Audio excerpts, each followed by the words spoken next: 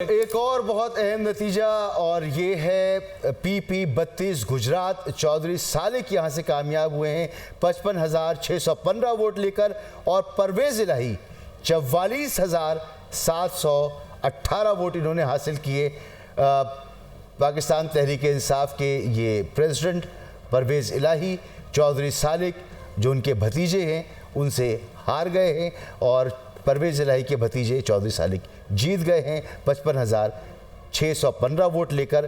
तो चौधरी शुजात हुसैन साहब की तरफ एक और PP की सीट चली गई है।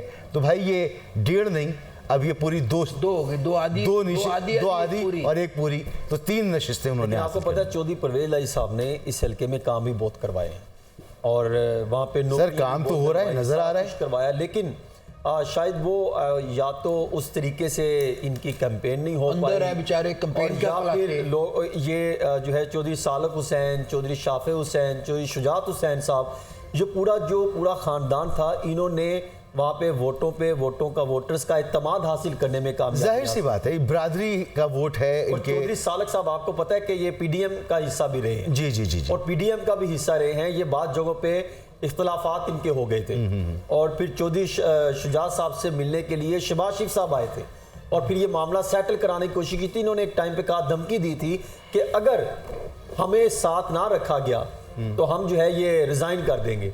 और अगर एक ही सीट, आपको पता है एक सीट भी बड़ी इंपॉर्टेंट थी। जी बिल्कुल।